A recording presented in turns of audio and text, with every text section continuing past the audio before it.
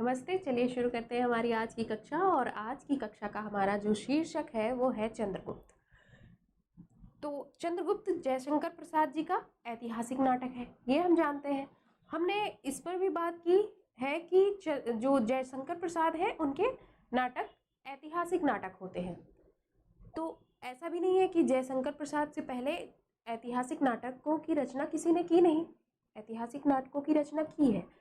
जैसे भारतेंदु हरिश्चंद्र जी हैं, उनके एक दो नाटक ऐसे हैं जो ऐतिहासिक मिल जाएंगे, लेकिन उनको पूर्णतः ऐतिहासिक नाटक नहीं कहा जा सकता, क्योंकि उनके नाटकों में जो घटनाएं हैं वो तो ऐतिहासिकता को दिखाती हैं, लेकिन पात्र जो है वो ऐतिहासिक नहीं रखे गए।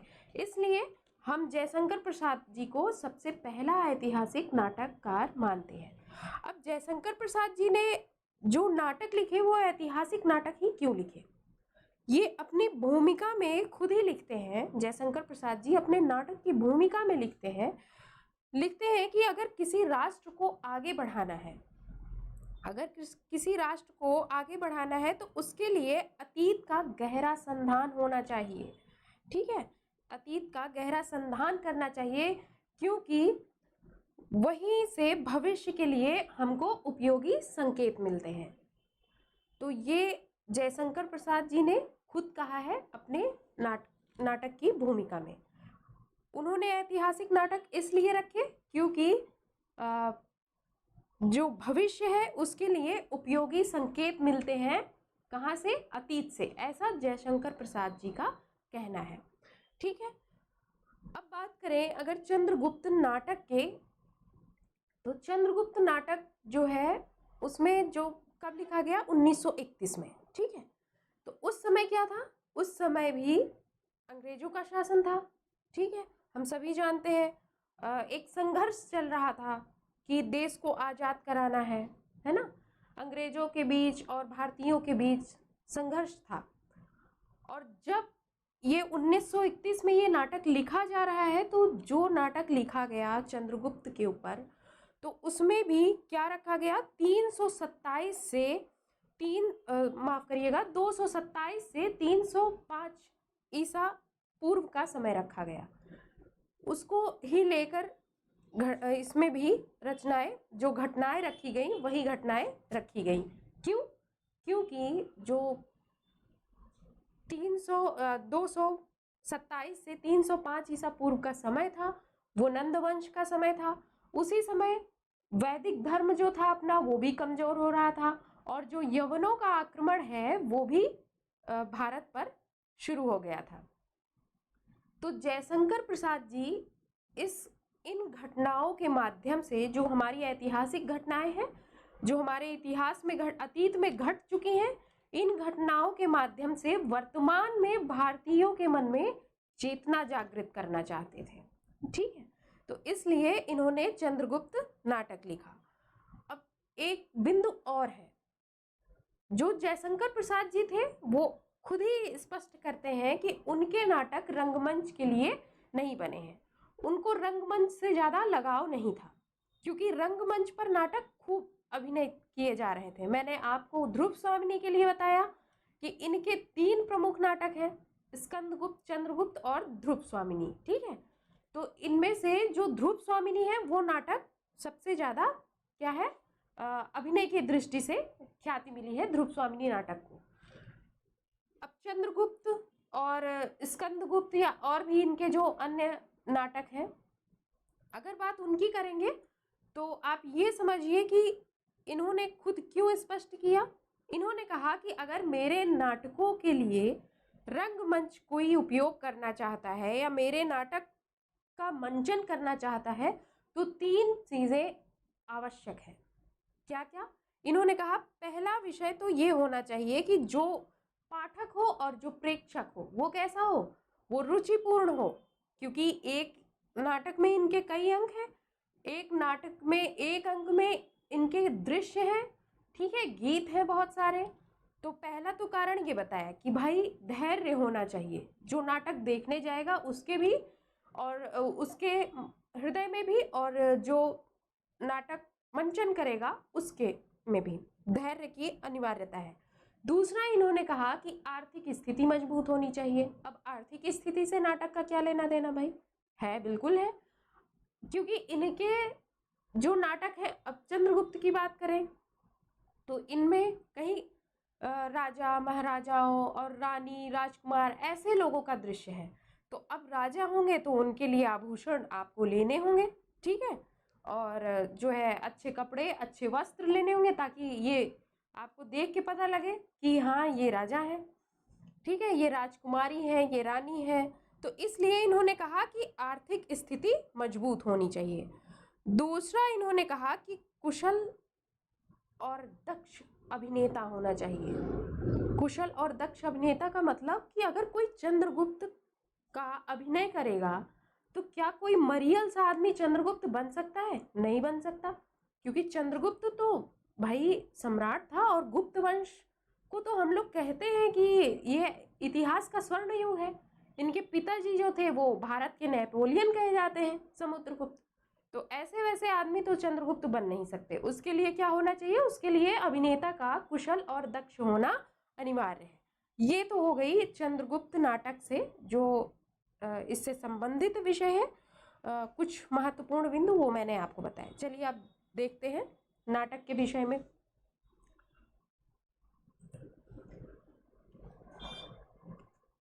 तो हमारे आज के जो मुख्य विषय है वो है चंद्रगुप्त नाटक की कथा वस्तु और नाटक के प्रमुख कथन। चंद्रगुप्त नाटक में विशेष क्या क्या है, पहले आप ये देख लीजिए। चंद्रगुप्त नाटक का प्रकाशन वर्ष 1931 ईस्वी है, जो मैंने आपको बता दिया कि 1931 में क्या वर्तमान स्थिति थी और जो घटना रखी गई वो क्यों रखी गई, ठीक है। जयशंकर प्रसाद द्वारा रचित यह ऐतिहासिक नाटक है। इस नाटक के माध्यम से प्रसाद जी भारतीयों के मन में गौरव का भाव जताने का प्रयास करते हैं। नाटक में विदेशियों से भारतीयों का संघर्ष दिखाया गया है और अंत में भारतीयों की विजय दिखाई गई है, ठीक है। ईसा पूर्व 327 से ईसा पूर्व 305 तक 227 से ईसा पूर्व 305 तक लगभग 22 वर्षों का संपूर्ण घटना चक्र है इसमें, ठीक है। इस नाटक का प्रारंभ संक्षिप्त रूप में कल्याणी परिचय के नाम से लिखा गया, बाद में इसमें जोड़ दिया गया और इसका जो नाम है वो परिवर्तित कर दिया गया, तो चंद्रगुप्त रख दिया गया। इस नाटक का अंगिरस वीर है और श्रृंगार, ठीक है। इस नाटक में 2 रस मिलते हैं, तो जो मुख्य रस है, जो अंगी रस है, वो कौन सा है? वीर रस है। इस नाटक में कुल 4 अंक हैं। प्रत्येक अंक दृश्यों में विभाजित है। प्रथम अंक में जैसे 11 दृश्य, तृतीय अंक में 9 दृश्य, और द्वितीय में 10, और चतुर्थ अंक में 14 दृश्य। तो इस नाटक में कुल 44 दृश्य हैं और 13 गीत हैं। इस नाटक की जो भाषा है वो कूटनीतिक भाषा है तथा इसमें तत्सम बहुल शब्दावली का उपयोग हुआ है। इसमें नारियों को स्वतंत्रता मिलती है, और वो स्वतंत्रता कैसे मिलती है कि नारियां भी युद्ध में भाग लेने के लिए जाती हैं, ठीक है। भाग लेने से मतलब कि युद्ध का हिस्सा बनती हैं, युद्ध करती हैं, ऐसा नहीं कि युद्ध में से भाग लेती हैं या युद्ध में भाग लेती हैं।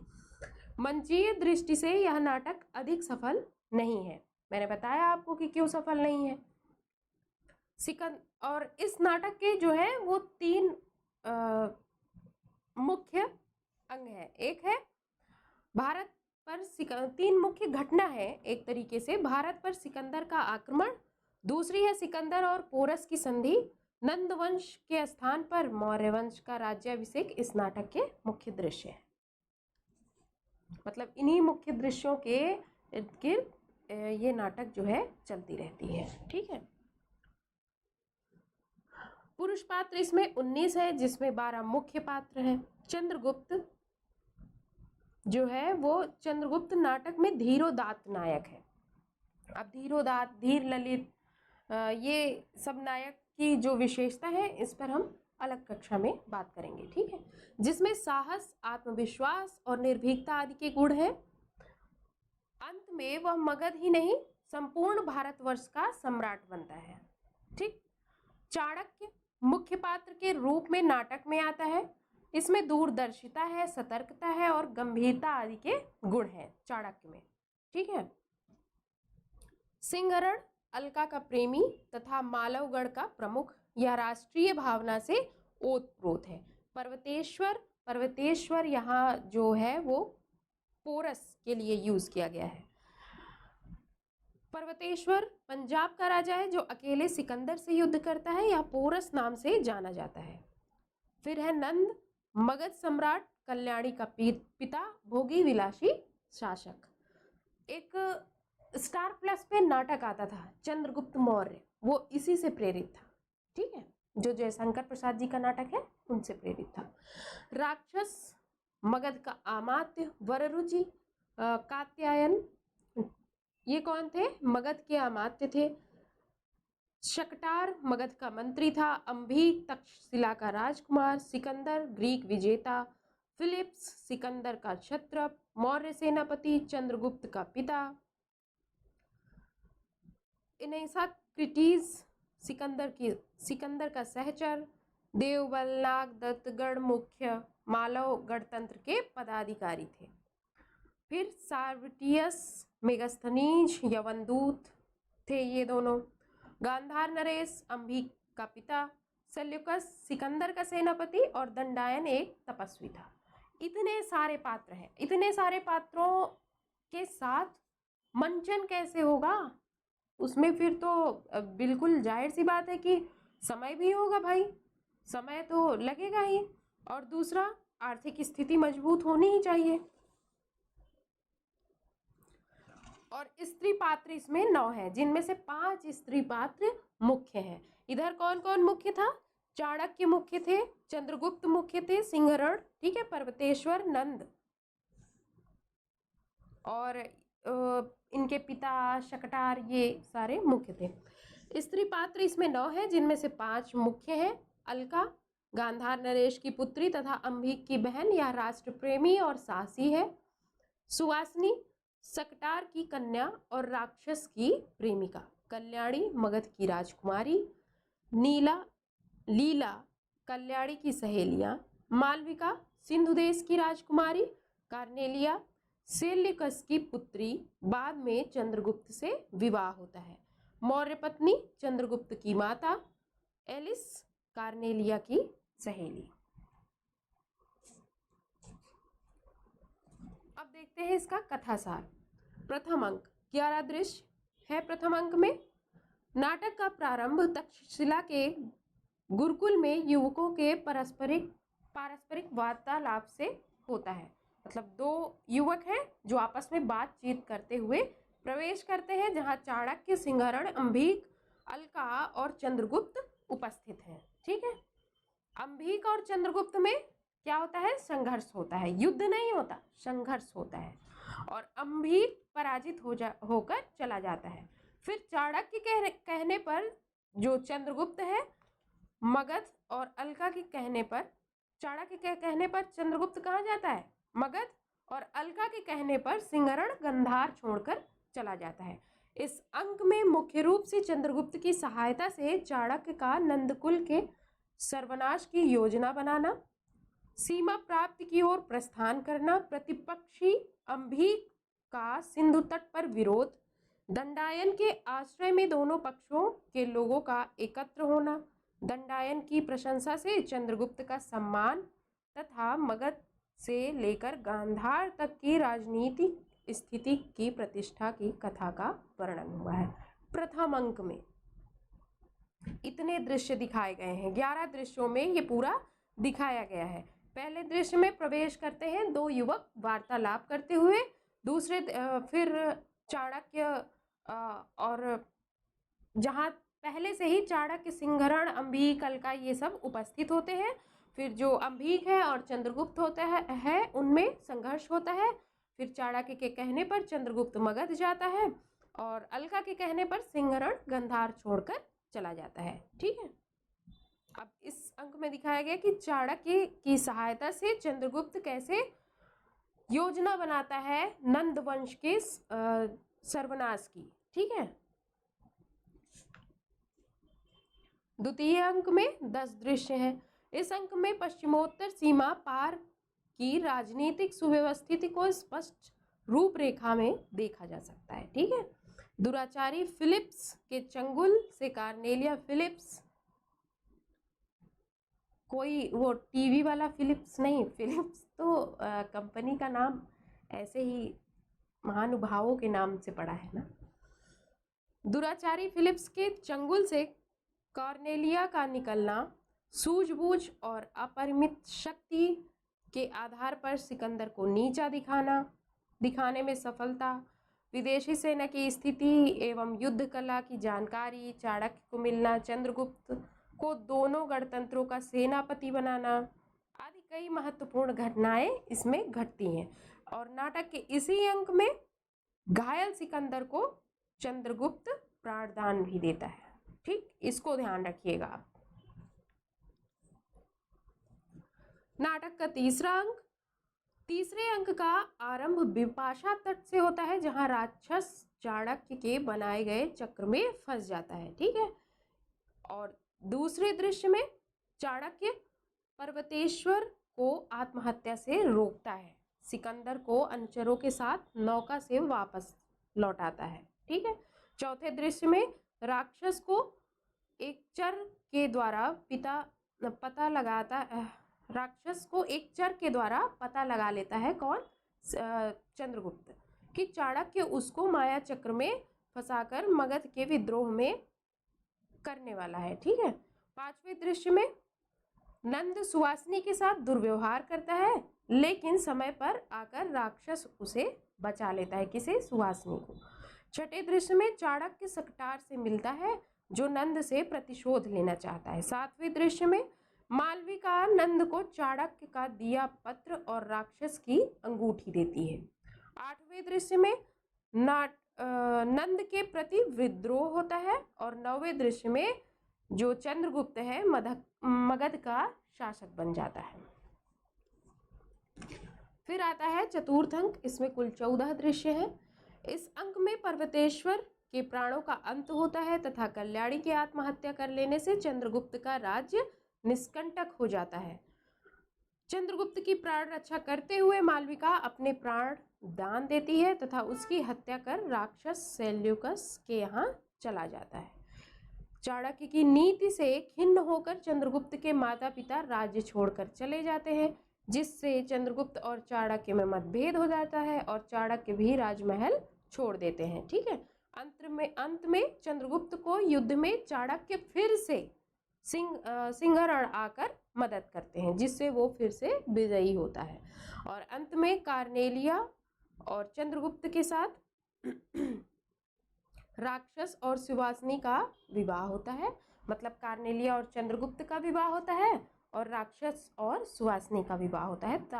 और जो चाणक्य है वो राजनीति से क्या करते हैं, संन्यास ले लेते हैं। ठीक है, तो ये थे हमारे 4 अंक, 4 अंकों की कथा सार।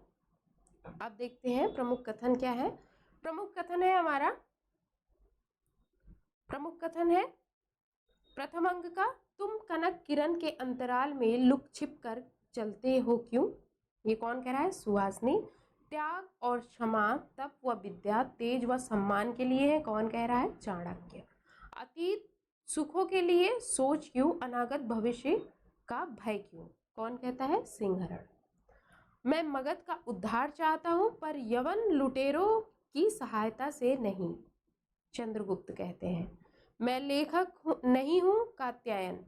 शास्त्र प्रणेता हूं, व्यवस्थापक हूं, कौन कहता है, चाणक्य। मेरा देश है, मेरे पहाड़ हैं, मेरी नदियां हैं, कौन कहता है, अलका।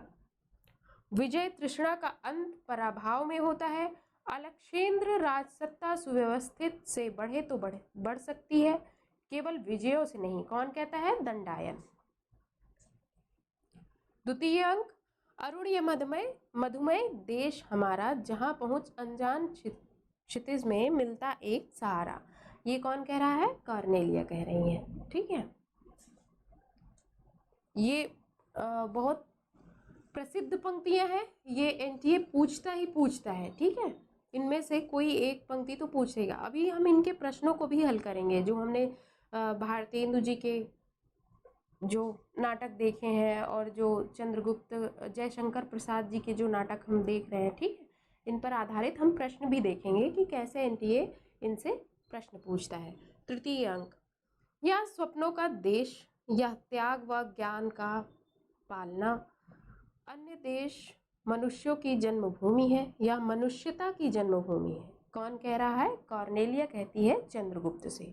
समझदारी आने पर यौवन चला जाता है, मैं अविश्वास, कूट चक्र और छलनाओं का कंकाल, कौन कहता है? चाणक्य। इसके आगे की पंक्ति है, समझदारी आने पर यौवन चला जाता है, फिर फूल जब तक माला गुथी जाती है फूल मुरझा जाता है, ठीक है। चतुर्थ अंक है पतन और कहाँ तक हो सकता है, ले लो मौर्य चंद्रगुप्त अपना अधिकार छीन लो। कौन कहता है? चाणक्य कहते हैं चंद्रगुप्त से। हिमाद्रि तुंग श्रृंग से प्रबुद्ध शुद्ध भारती स्वयं प्रभा समुज्ज्वला स्वतंत्रता पुकारती, ये इस नाटक का चतुर्थ अंक का गीत है, ठीक है। यदि प्रेम ही जीवन का सत्य है तो संसार ज्वालामुखी है। कौन कहता है? कॉर्नेलिया। मैं क्रूर हूं केवल वर्तमान के लिए, भविष्य के सुख व शांति के लिए। कौन कहता है? चाणक्य। यह युद्ध ग्रीक व भारतीयों को नहीं, यह युद्ध ग्रीक व भारतीयों का नहीं, यह अरस्तु व चाणक्य की चोट है। ये कौन कहता है? कॉर्नेलिया। युद्ध देखना चाहो तो मेरा हृदय इसमें हो गया है, मेरा हृदय फाड़कर देखो। कौन कहता है? मालविका कहती है, किससे? चंद्रगुप्त से, ठीक। तो ये है हमारे आज का जो नाटक था उसकी कथा वस्तु और प्रमुख कथन, ठीक। तो चलिए मिलते हैं कल अपने नए शीर्षक के साथ, तब तक धन्यवाद।